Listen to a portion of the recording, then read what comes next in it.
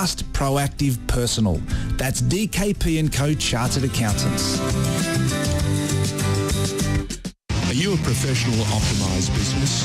Time to look at Northern Peugeot Bandura to further professionalise your fleet with their updated commercial van range. The team at Northern Peugeot Bandura can help customise your fleet to your business needs. Stock arriving now, so secure your van and beat the rush before the end of financial year madness. Visit northernpeugeot.com.au or call 9119 9008. T&Cs apply.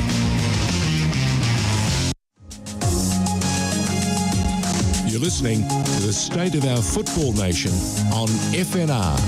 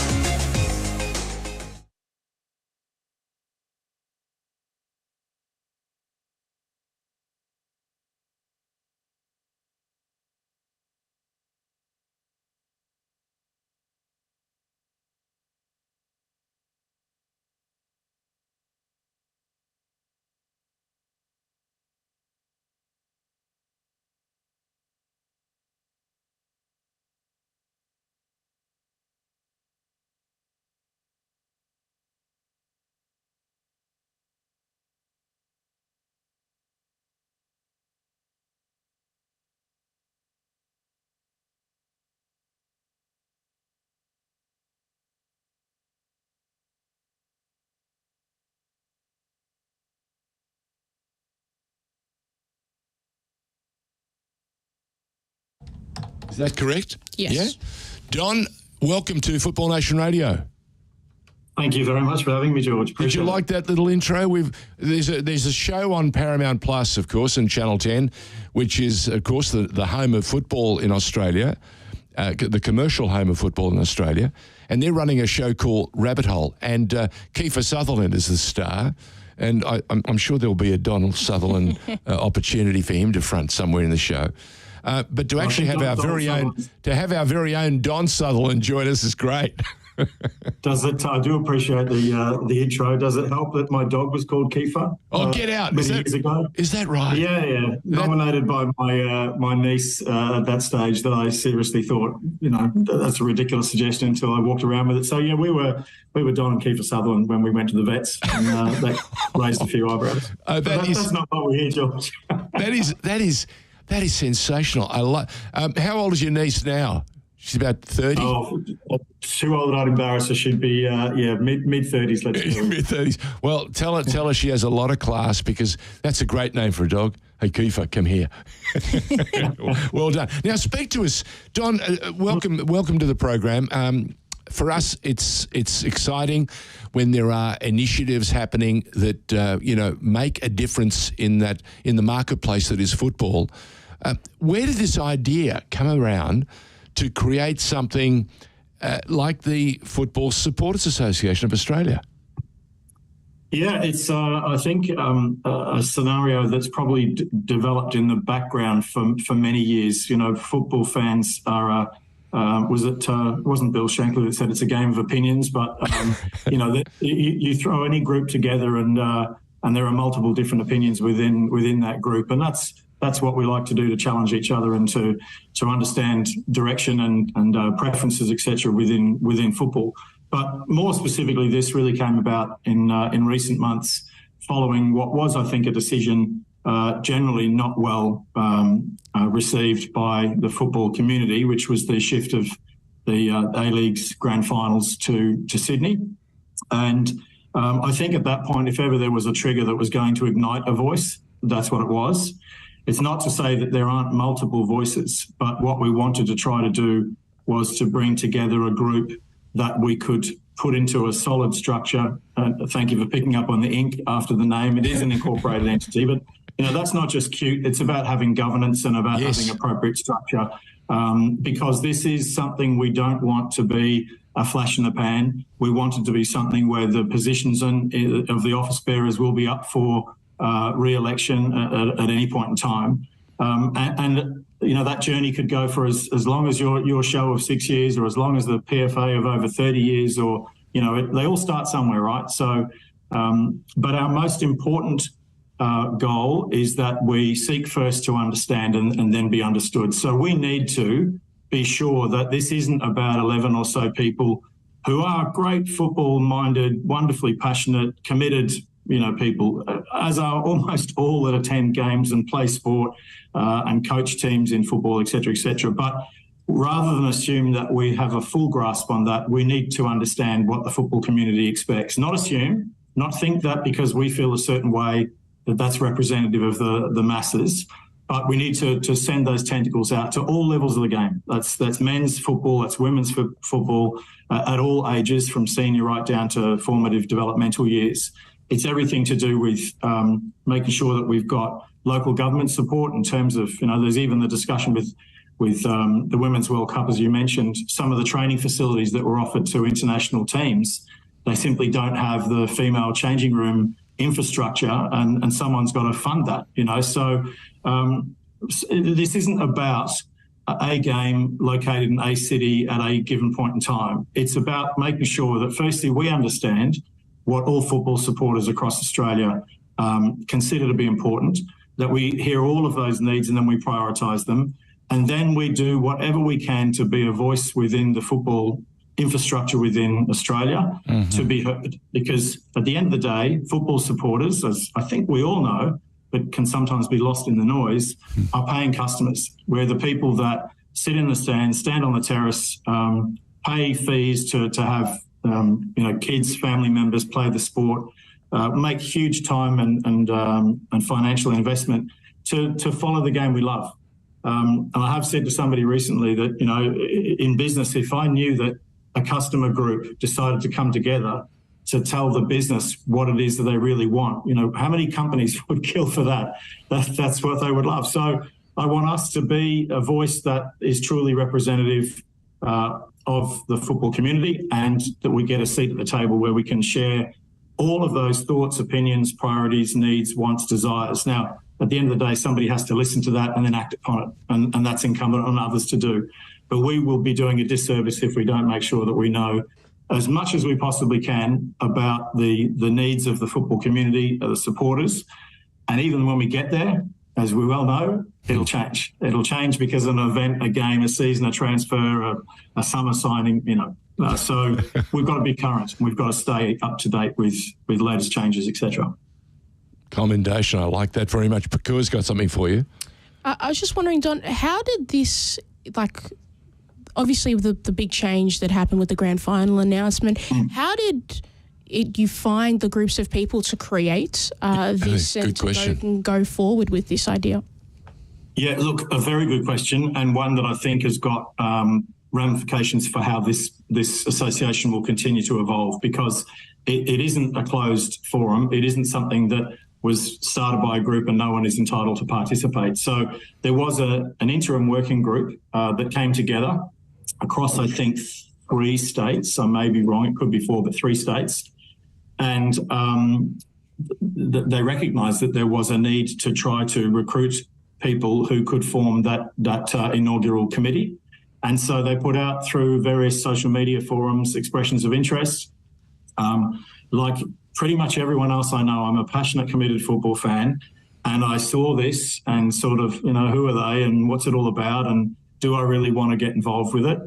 And it's pretty much been why I've got involved in football all my life, because you can either roll your sleeves up and get involved, or you can sit on the sidelines and be critical. And so, you know, I sort of dragged myself by the collar and said, you need to do this and sign up and enroll. And before I knew it, there was a group of probably about 12 or 13, maybe 14 people, male and female, spread across 5 states of Australia, whose passion, commitment, knowledge was really, really clear. And it was felt by that initial working group that we've probably got a core, diverse group of people that we can at least start this off with. And so then we met every Monday night for, I'm going to say about 5, 6, 7 weeks. Went through the Constitution, went through agenda setting, went through goal setting, And I think it's really important at this point to say that people want to know, what does the FSAA stand for? What are the goals? What are the... In truth, they will change. You know, we have healthy debate on things because it's about football. And if we were all vanilla and we were all the same and we were all, you know, for a start, there's only going to be very few people that would align with that because football opinions are so significant and diverse.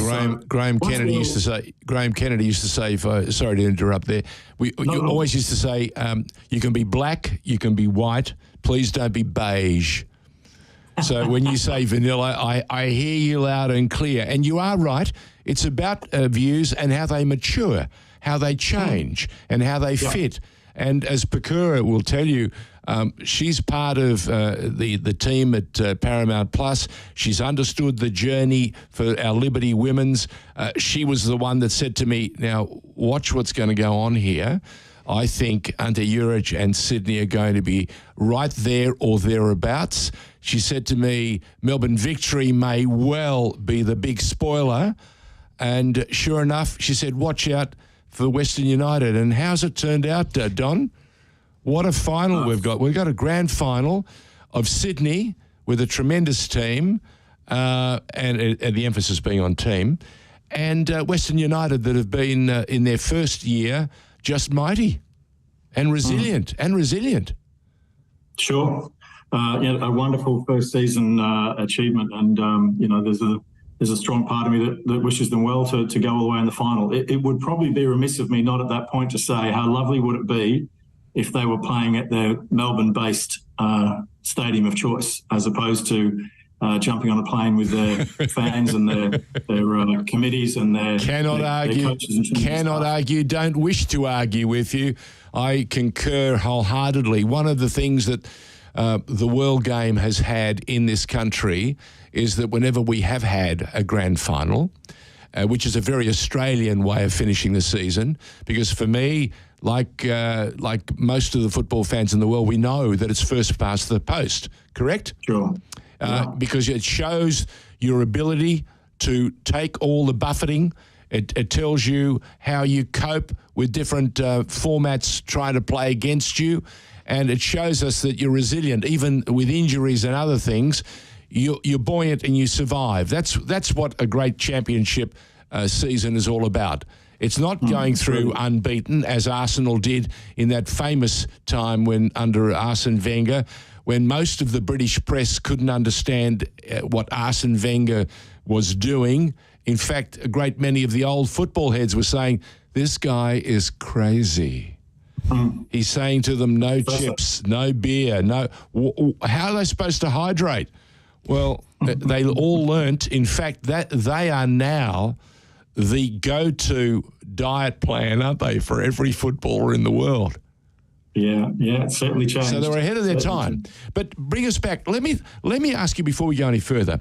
I've got to know, where's your DNA from? Where's your football DNA? Where did it start? Was it grandpa? Was it dad? Was it you? Yeah. Well, it was all three, to be honest, and I'll extend it on to my four kids as well. But Dad. In fact, if I go all the way back to Granddad, he was at one stage the club doctor of Bristol City Football Club. Wow. So that was during the time of the war. I'm probably going to age both my dad and myself now. But anyway, I just won't say which war it was. Correct. Good point. Yeah, but Pokuah is nodding. Pokuah is nodding. She goes, was there a war? No, that's okay. My dad was born in Leeds in the UK and was a proud Yorkshireman for the few years that they lived there. But, as was the case back in the day, you lived in different places and you followed the different team that you supported. So he was originally a Leeds fan, which our friends Viduka and Kill would be happy with. Yep. And then they moved to Bristol, as I said, and suddenly Bristol City became the flavour of the day. And they ultimately ended up in Bournemouth. And so Bournemouth was, I think, 4th division at that stage. No one had heard of them unless you lived there. So then they came across to Australia as a whole family of the old 10-pound pom scenario, as it was back in the day. And eventually Dad started to play for a club called Sandringham City Soccer Club, as it was back then. They wore the claret and blue and they were nicknamed the Hammers. And no surprise when we relocated back to the UK for a little while that my love was in East London with the team of the same name. So, and you know, beyond that, I've kicked the ball around since I could walk and stopped doing it, you know, only very recently because I can't walk anymore. I know that feeling. The heart's still there, right? Yeah, George? correct. Absolutely you right. can do it. The head thinks you're up for the cup final. That's actually the really good point. My head, my wife will tell you, he still thinks he can do it. I played in a charity game a number of years ago that George Columbaris had organised. It was a collective media team playing a group of restaurateurs and others, right? And they had a pretty good side. I mean, they're all a quarter of our age. But we thought, hey, we've got this covered. And I played in goals, which is my preferred position, and I had a really good game. But as my wife will remind everyone who asks, it took me 2.5 weeks to get to move again. And I had to walk Was it worth from it, George? Olympic. Yeah, it was worth every moment. I had to walk from Olympic Park. I left my car at Olympic Park. I had to walk to Port Melbourne. And if you ask me why, because I knew the minute I got in the car Couldn't move. and had driven to Port Melbourne, I wouldn't be able to get out of the car. They'd have to pry me loose. So I walked. No, it was all right. It was good. I got the lactic acid out, and my wife brought me back, and we picked up the car, you know, that evening. So it was all right. But what I'm trying to explain is that our head still thinks that we are as we were 17, 18, 19, 20. Yeah, we can do it. We can do it. It's just the body's not so willing anymore. Yeah, for sure. Okay, the time when you went back to Britain and you went back to East London and followed West Ham, who were some of the people who were playing at the time? Well, now I'm going to age myself. Go on. So I can tell you that I was very proud to have my hair rubbed by the great Bobby Moore, the late great Bobby Moore.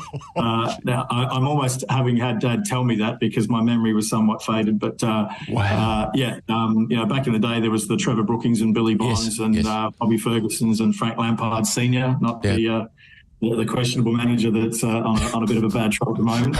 But, it's actually. I'm glad you said questionable manager.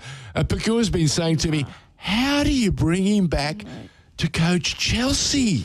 Don, if it was in any other profession, you couldn't be that bad at your job and continue to get contracts. Like, it's just not possible. This man is an anomaly. But he is a legend. But I hope they beat Man City. So that's the Arsenal in her talking. Yeah. I'm not going to mention. Can you hear it? I'm not going to mention you're a West Ham. I'm not going to speak about you being a West Ham fan. Right. Don. Okay. Well, we won't go into references to penalty decisions this morning or anything. Well done. Well done. Well done. Yeah. So let's get back onto this. Now, let's get back to this.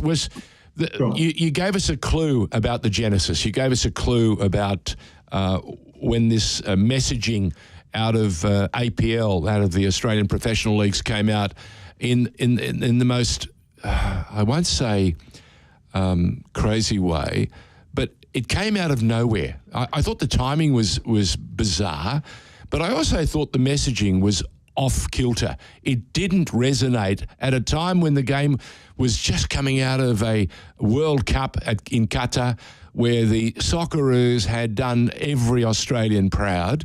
Remember, going into the World Cup, all we could think about is how badly we're going to be embarrassed. Graham Arnold, who would dare pick him as a coach for the Socceroos? And what did we see? We saw a marvellous representation performed by that whole squad. They lifted. They gave us so many moments to be proud about. And for a millisecond in that game against Argentina, there was a young Australian who almost scored a goal that would have scared every Argentinian's heart. We saw that young man, Garen Quoll. He hit the target. The goalkeeper did a remarkable jog to cover. Had it gone in, it would have been 2-2. What were you thinking at that time? Were you watching? I was about 15 metres away from the keeper's left shoulder. Oh, so, get away. You were lucky enough to be in Qatar. Yeah, I was front row. In fact, there's a very inappropriate photo shown of me. If you've ever seen a sad-looking Australian fan, that was it. there was the angle taken, and of course it got sent to me by hordes of mates and friends that had seen it. But look, that was probably one of the. I've been lucky enough now to go to 5 World Cups. So I went to that the first, or at least our second, but the first of this run when we went to Germany in 06. And you talk about going over expecting that we might be humbled and embarrassed. You know, we were playing Brazil, who obviously need no further explanation. Also Japan, who were the Asian champions, and Croatia, who I think were ranked something like 12th at the time. Correct. So you know, please don't hammer us. Don't let us come away with a 6, 7, 8-0 defeat and come home to Australia and everyone says, I told you we were rubbish at that game. Instead, we go and qualify for the round of 16, and it was a party from the day we arrived all the way through until the day that we left, despite our friend Grosso and the incident with Lucas Neal that ultimately was to our demise. But, you know, so multiple World Cups later, I share exactly what you've just said, that we're in Qatar. We've got a team that we're not sure is going to qualify, was destined never to qualify through the playoff route that we sent ourselves on. And instead we go and repeat history, and we qualify for the round of 16 again. And to your point, come within seconds of potentially scaring the pants off Lionel Messi and Argentina. And I can tell you that, you know, fortunate enough, privileged enough to be in the stadium, the way they celebrated on that day was the biggest breathe of sigh of relief I've seen from, you know, world champions of the past. They dodged a bullet. And they knew it. You know, we played them 20 times and we'd get hammered on more occasions than we care to admit. But on the big stage, when it really counted, we stood up, and you know, even Aziz Bayic could have won it for us as well with his little mazy run into the box. Sorry, Don, sorry to interrupt you, but everybody always forgets about the Aziz Bayic chance. Like that opportunity stands out way more to me than the Garen Qual one, because there was such an incredible sequence of events for him. I'm not going to disagree with you, but I think the Garen Qual moment was the actual expertise to bring the ball down and actually hit it with venom. That requires skill. Yes, that was really skillful moment, and remember, it was at a telling time. That's when most people shrink. This young man did not shrink. Correct, Don? Absolutely. He gave us every chance. And to be fair, there wasn't a poor player on the park. It's lovely. I always sort of feel when you head off on these overseas ventures and you're lucky enough to go along to things like World Cups and even World Cup qualifiers, etc., that you're almost behind enemy lines. You know, you're battling with your troops and you've gone to this foreign land. What is also awesome, and Qatar, as we know, was very different based on the close proximity of all of the teams that were competing in the tournament. But to be getting on buses and trams and trains and walking the streets and the markets and having people call out because they're seeing you wearing the green and gold Australian shirt, and they know that you know they're calling out with a degree of pride because we performed above and beyond what was expected, and you know the world noticed that, and it's lovely that fellow football fans from other countries, you know, chose to give some recognition to that as well. It was a great feeling. Very, very proud to be on the plane flying home. But you know, that's I guess where this was all leading to, that we've come away from the best possible experience we could have anticipated. I remember being, if jealous is the right word, watching the vision of places like Federation Square, and I'm having to say, Don, you're here, you're at the game. Yeah. Why are you, wishing you feeling were envious? I can confirm Federation Square was very nice. I was there for two of the nights. Even the Argentina loss, it was still a great time. Yeah, and it was chilly. And Don, unlike you, you're in a singlet or a t-shirt. Pokuah was well rugged up. By the way, for those of you who've just joined us on Football Nation Radio, we're talking to the chairperson, Don Sutherland, of what is a brand new organisation. It's Football Supporters Association Australia, and in inverted commas Inc. And we're getting a sense of the passion, the energy, and why this brand new organisation, FSAA or FSAA, has come from. 5 or 6 states covered in the current bylaws of FSAA. 5 at the moment, George. 5. Yeah. So we're looking for new entities, new people to come on board? Yeah, what we are obviously seeking to do is to attract more and more members. The more members we have, the more voices we get to hear and understand, the more we can distill what are the most important parts that people want addressed. And will it always meet everyone's expectations? I don't know. Certainly it's our goal to be as representative of the diverse football community as we can be, and to be sure that we're listened. It's okay to make noise, but you've got to be listened. So we want people to come on board as members. We want those members to participate to the very best of their own ability. And when the general meeting comes up, the annual general meeting comes up, each of the positions, as I said before, the office bearers and the committee will become vacant, and the voting process will kick in again. So if you don't like what you see, roll your sleeves up and get on board. If you do like what you see, roll your sleeves up, contribute and support the campaign. I think the easiest thing to do is to not get involved. Now, equally, there are many voices, very positive, critical voices within the football community today. This is not in any way, shape or form designed to overrule those or to exclude those or to in any way, take a higher position. What we want are the voices of football supporters to be heard. And so, we encourage everyone to continue to remain involved, to maintain the passion that they show within their own clubs, or whether that's at an A-Leagues level or it's at an NPL level or it's grassroots. That passion is what drives it. It's what gets sponsors on board. It's what gets broadcasters on board. It's what turns the game into the spectacle that we see all around the world and we want on our shores. And we've had it. We've had, to varying levels at various stadiums around the country. We've seen that type of atmosphere. To come back from where we were talking before about the absolute roller coaster ride of Qatar, to see what happened both over there and locally across Australia, and to suddenly find within weeks that we are on our knees in devastation at events that took place. What triggered it, why, how, I think we don't know. And it ultimately ended up in perhaps a protest that simply got out of hand. And I don't think there's anyone that ever wants to see that in Australian football ever again. So one of the things that I think is very true about this is that we can't change the past, and that we is the royal we. That's not just the FSAA.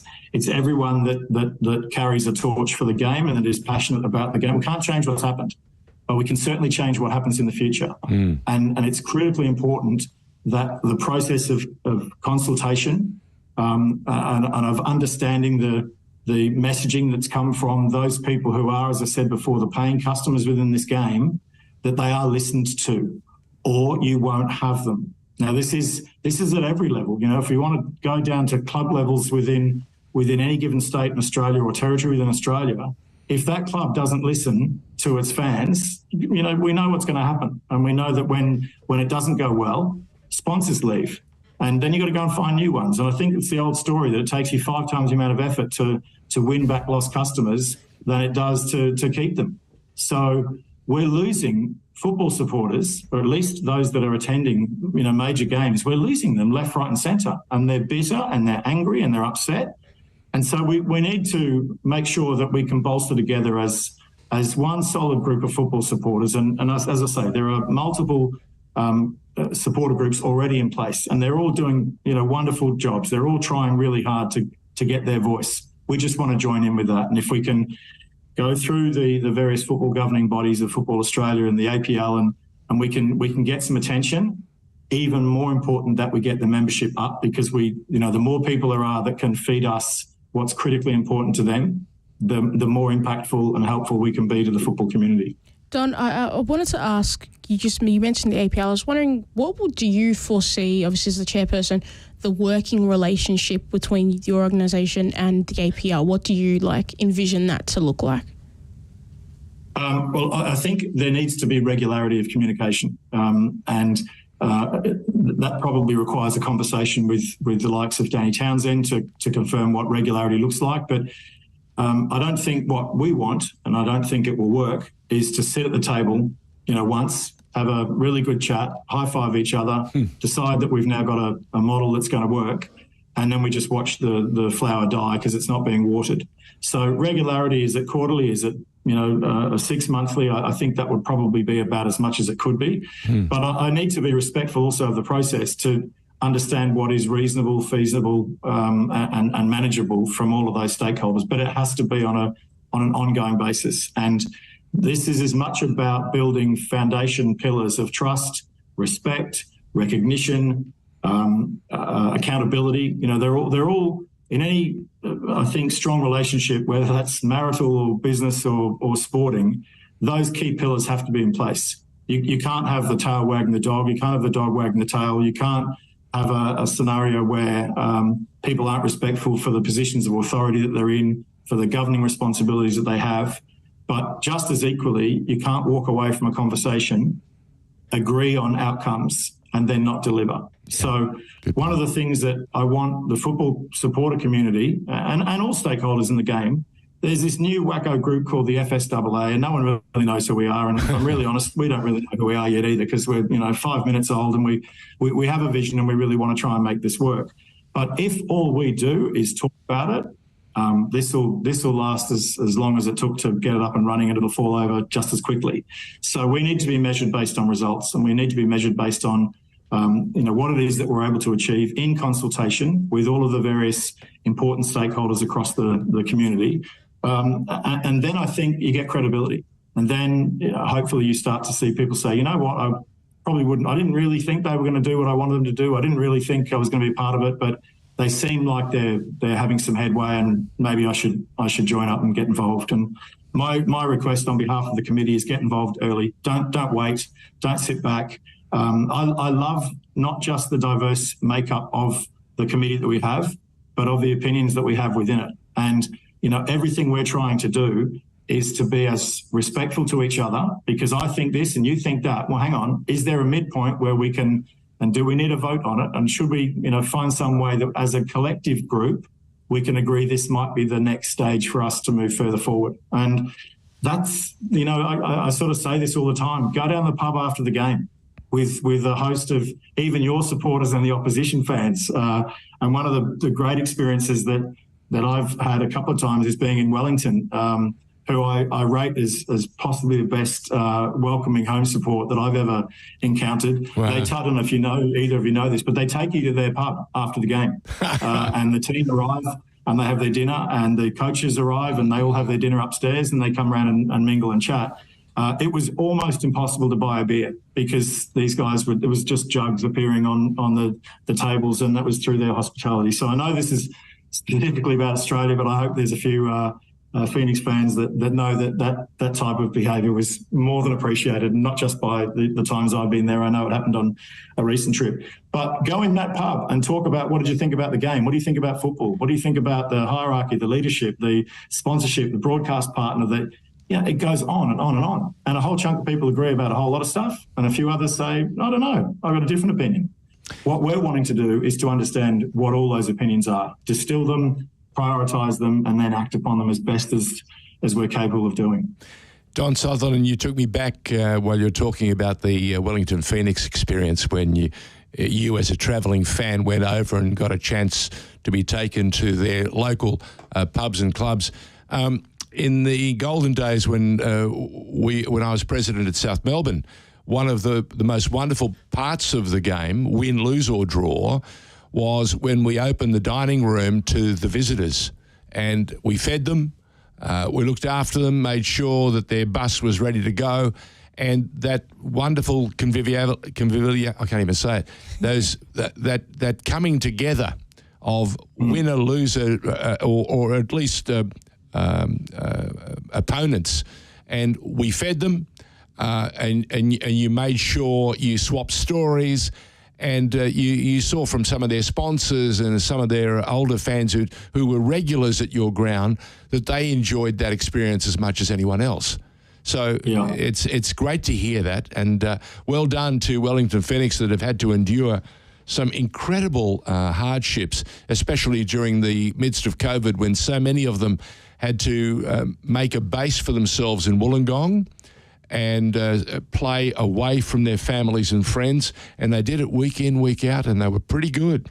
And yes, I say they did it well too. Yeah. And I've watched now. There's a new manager about to take over, and to Ufuk Talay, who I thought did a most admirable job, especially when he had to take over from Marco. He did okay. He made them competitive. They played some terrific football, and a couple of times they were dudded as well. The bounce of the ball, the occasional VAR moment, or the referee looking askance at maybe from his perspective, he didn't think it was the decision that they definitely deserved. But it's most interesting to hear you speak. I love very much the collaborative effort that you're offering up. Has Football Australia reached out to you, or have you reached out to Football Australia? Yep, we reached out to.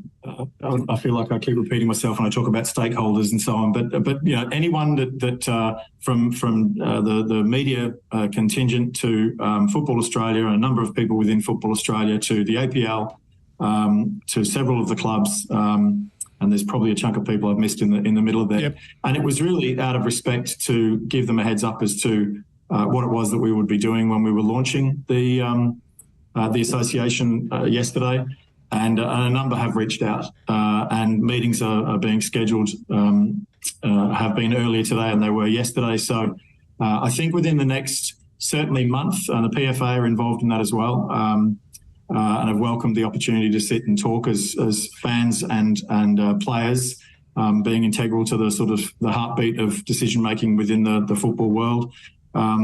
It's been a process of discovery that I think over the next 2 to 4 weeks I'll have a much clearer understanding, and the rest of the committee members, as to when and who and how we'll sit down with people and start to share our hopes and dreams for the football supporters of Australia. What do you want from the fans? What do you want from the football supporters next?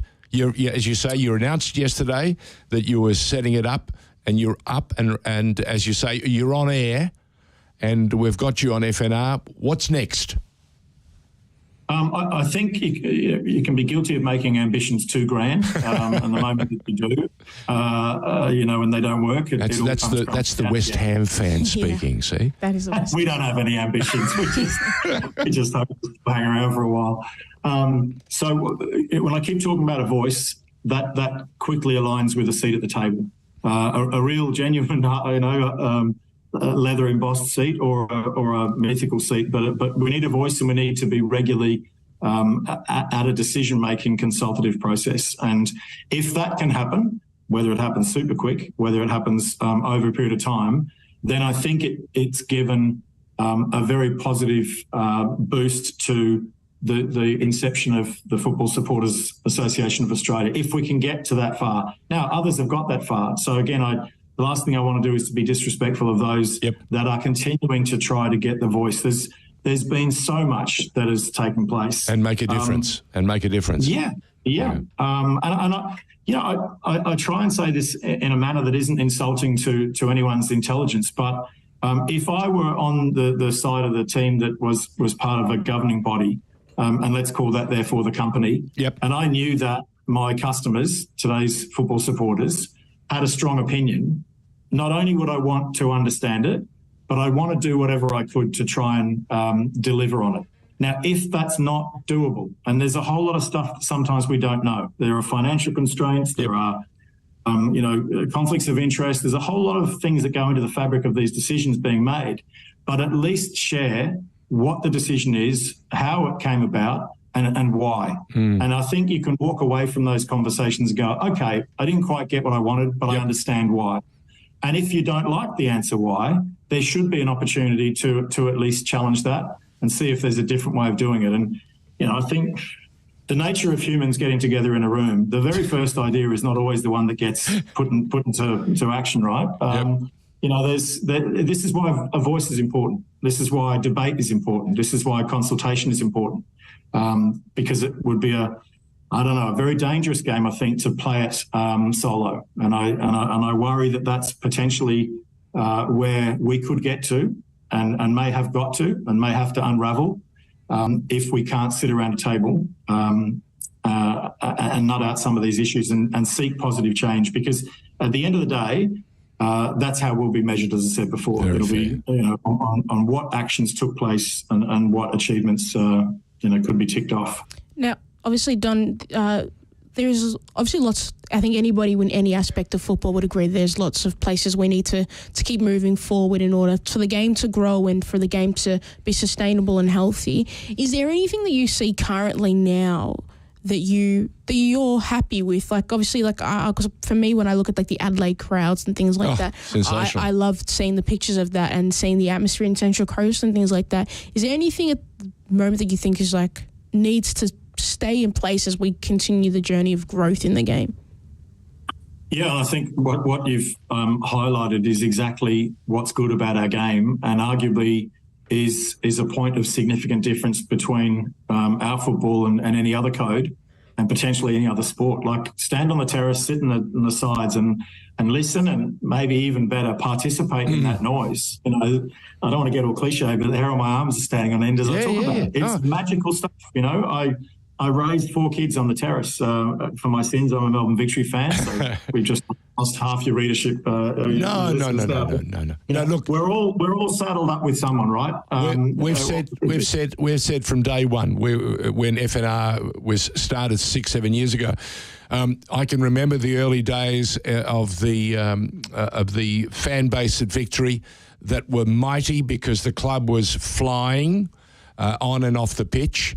And going as a City fan, going to, as it was then, Etihad, was a serious decision because I knew I'd have to endure real noise, real singing, and huge crowds. And I've said to Pokuah, one of the highlights of those contests was a night when Ferran Soriano, who's the head honcho at Manchester City, flew down.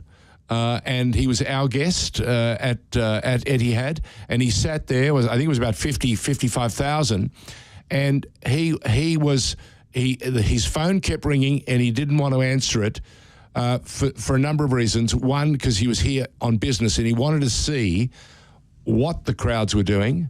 He wanted to enjoy the contest, and he wanted to learn what else they could do to make football down under successful. So there's a man steeped in the traditions of some of the best contests in the world.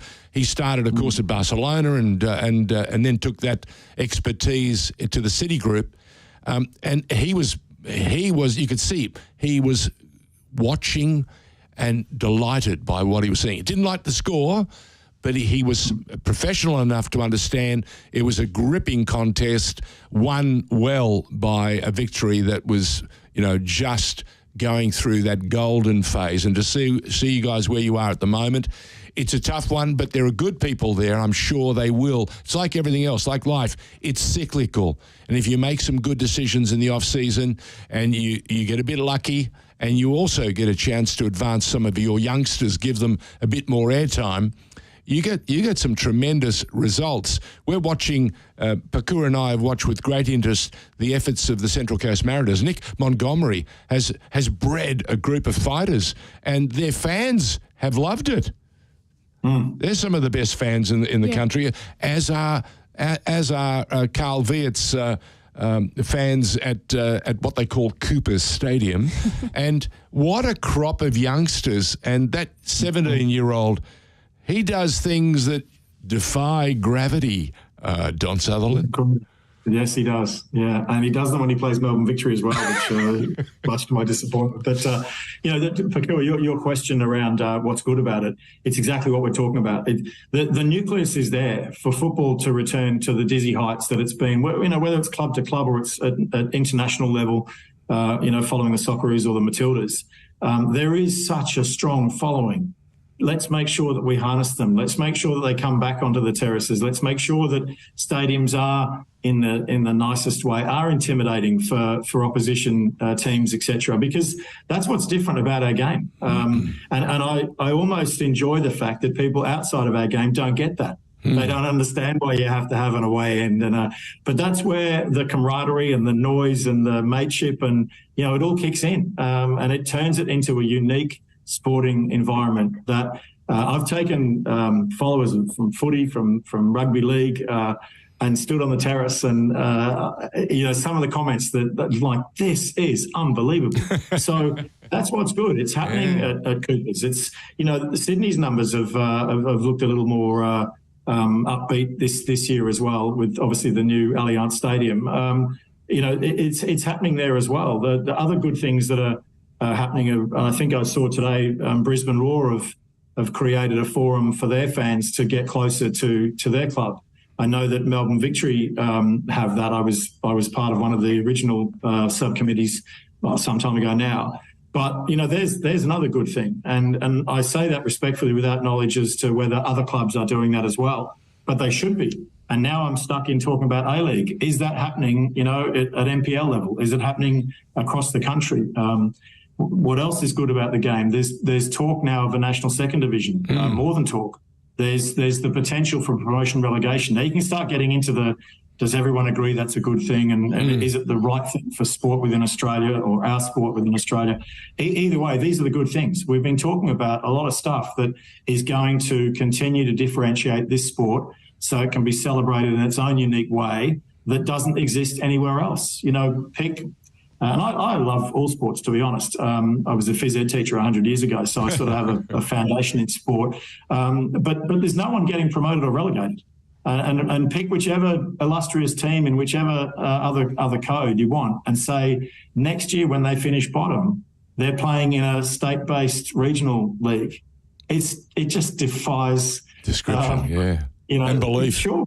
Yeah. But now we'll pop around to European or South American clubs and watch what happens there. Go look in the third tier and the fourth tier, and how many clubs that were once at the dizzy heights of their top league are now struggling somewhere low. And then you look at stories like Wrexham, I know they got a massive injection of Hollywood's funds, but it's the stuff dreams are made of. So I want NPL clubs, lower level clubs, male and female, to dream of the big time, to dream of being able to get the resources together, get a foundation together, get the playing group together, and reach for the stars. And fans go with you on that journey, and that's a terrific opportunity that we've got within our game. And this isn't dead. This got maimed badly, wounded. But if the right medical procedure is applied to it, we can revive it. I'm so sure of that. So sure of that. And I keep saying but I'm very comfortable that I'm speaking on behalf of the committee and of the football supporters at large.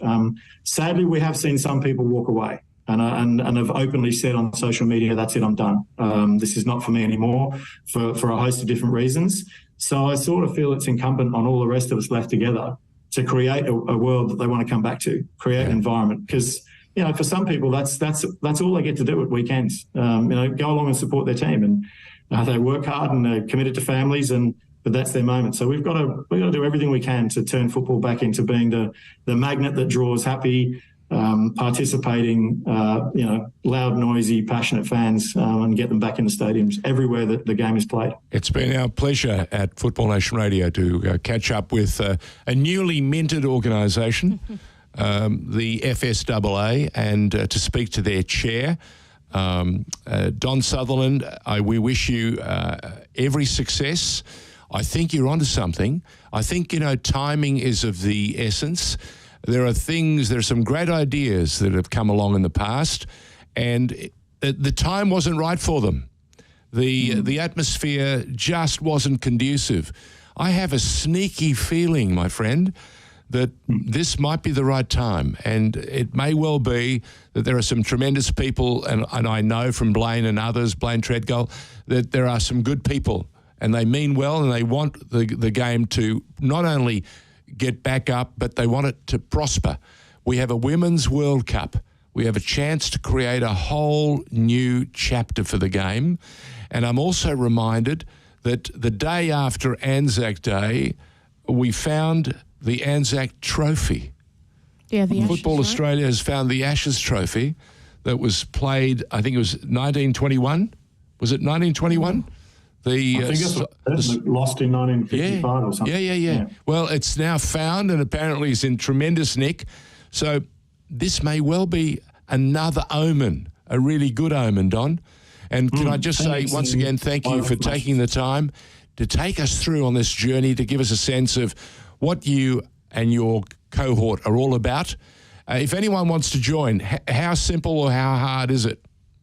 Very simple. Just jump onto the webpage, fsaaus.com, and there's a join page. And it's all we want, and we've got all of the privacy policies in place, etc. All we want is name, email, and state, so that we can understand that we're fully capturing an area. And if we're capturing more from one area and less from another, we'll reassess whether we need to try to promote more so in certain regions, and we can get a truly diverse representative group of football supporters on board. And I suppose from the other perspective too, it's a way for you to go to sponsors and to organisations like the APL and to Football Australia and say, look at the numbers.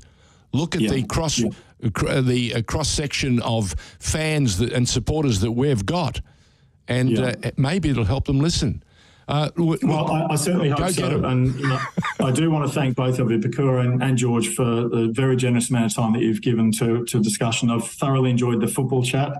That's probably why we all want stuff to happen in the game. Correct. Because we love the game. And so lovely to chat with you. Thank you again for the time you've given. And to anyone that's out there that wants to make a difference, join up, get involved, and we'll all go on this journey together. First time with Don Sutherland. It will not be the last. Thank you, my friend, and all the very, very best. Good on you, George. Thanks so much. Can you imagine, Pokuah, that I said that to a Victory fan? Yeah. Wow. He's sitting there smirking. No, he spoke beautifully. And can I just say, we want this sort of discussion. We want this sort of support. And as Don just alluded to, if you believe and love the game as we do, get on board. Don't be passive. Don't sit on your hands. Nothing worse. Get out there, participate, get involved. No point being smug and a critic from outside. If you want to be a critic, get in. Yeah. Get in there and be a critic.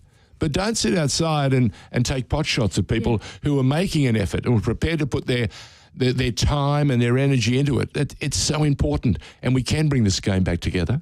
Absolutely. And the women have a great chance to be front row and centre, Pokuah. Yeah, absolutely. And I think that's no matter where your perspective is in terms of football, or from wherever position that you hold within the game, we all want the game to grow. We want the game to have a bigger audience. We want more people at the grounds. We want more engagement on every aspect. We want more federal funds and state funds. State governments keep telling us they've got no money.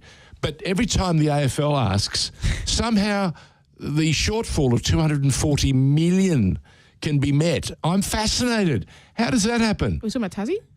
We're talking about Tasmania, yes. We're talking about a federal government that Jim Chalmers has told us that these are very trying times, but suddenly $240 million can be found. I think for us, in terms of we need a voice. Our version of football, I think it's all about growing our game. And if we focus on ourselves, then we will attract more people to want to feed into our game. And it'll become... You're sounding like Don Sutherland. No, but it's true. No, he's right. Spot on. If we grow and we fix the things that we have to fix, and we work on the little aspects, and we build and get better, our game will be in a stable place, and it will attract, and more people have more faith in us, and the game will be a really competitive league in this country. And it doesn't have to be competing with the Premier League or La Liga or these big competitions. It's just got to be good at what it is. And we have seen recently that the young talent are exciting, and people want to go and see young players who are exciting, who are on the cusp of being something special if they writing their own chapter. Yeah. And we have to feed into that and create that. And with that in mind, madam, you know what's happening on the weekend? It's the final of the Liberty Women's A-League. Yeah. And as you touched on nearly all of season, it's Western United up against Sydney. Yeah.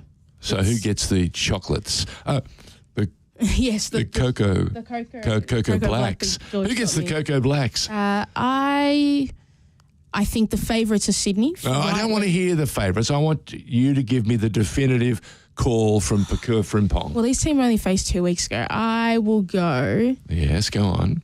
Western United 1-0. That's what I'm going to go with. Oh, Don Sutherland is sitting there looking, going, yes, Western United, it's going to be, I think that either if Sydney has to score first, if Sydney score first, then it becomes a blowout. But if Western United can hold on, they will only win by 1 goal. Coach of the Year, women's? Coach of the Year has to go to Mark Torcaso. I think it's very difficult for it not to go to him. Okay. Ante's done an incredible job with Sydney FC, but Mark's first year in the competition, they've made a grand final. I think he's pretty... Okay, I know we've got a few weeks to go for the men's, but men's Coach of the Year? Would you put Rado Vidosic in there? Yeah, or would you be looking at Nick Montgomery and saying, Nick, from where you guys have been and where you are right now, you've got to be a serious contender? I think Nick Montgomery and Calviert have all both got... And Calviert, touche. I think it's hard, even though it is obviously Rado's first season with the men's, I think it's quite difficult because Melbourne City have such a strong side and they have... You know, I know they didn't win the grand final last year. And by the way, we should acknowledge a young man by the name of Jamie McLaren congratulations, has made himself the preeminent A-League scorer or poacher in the history of the game. Not in the history of the broader game. There's a guy called Damien Murray who's scored about 100 more goals.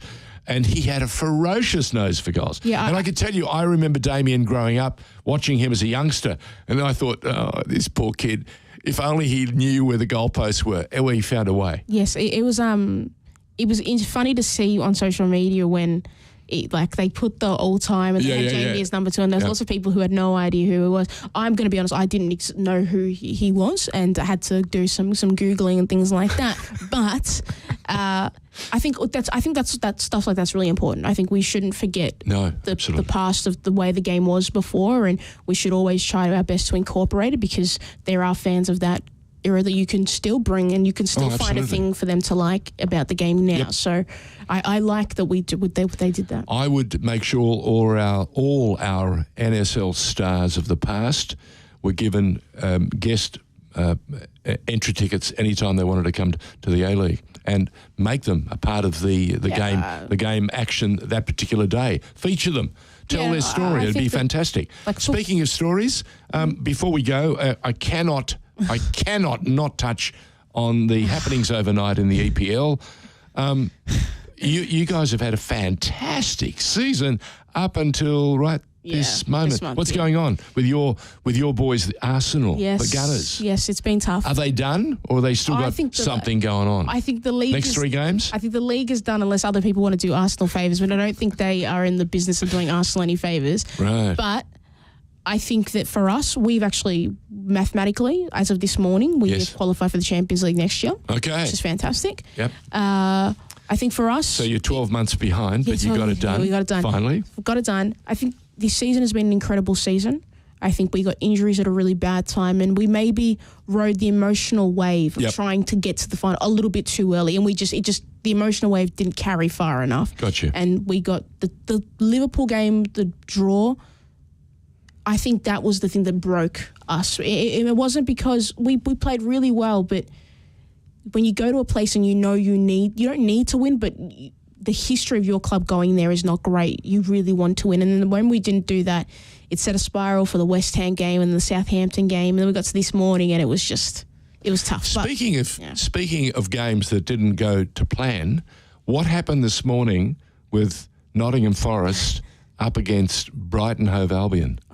George, did you see it coming? No, not a chance. I've got a friend of mine, Kim Flanagan, who's huge Nottingham Forest, and he's had, almost annus horribilis. He's been. There are times when they'd win a game and he'd go, "Yeah, hallelujah."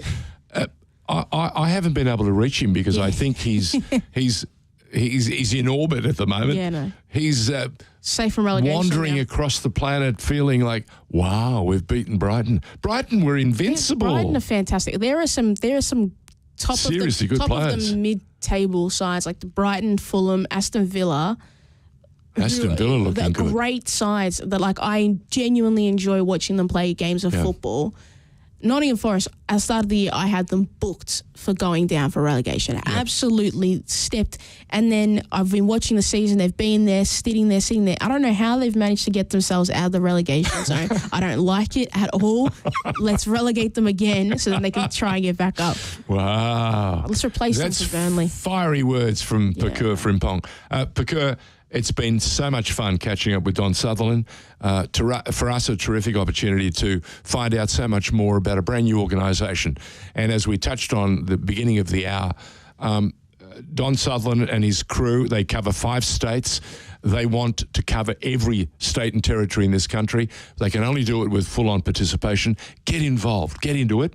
And we'll get Don back and he can give us a progress report in the next month or so, because we've got World Cup happening. We'll have results in the A-League, and we'll be able to reflect on your observation about the women's A-League final. Yes, it'll be good. I'm heading down for that. So until next week, where are you off to? I'm heading to Sydney for the game. Right. Yeah. Safe travels. Thank you. Bye for now. See you next time. You're listening to the State of Our Football Nation on FNR.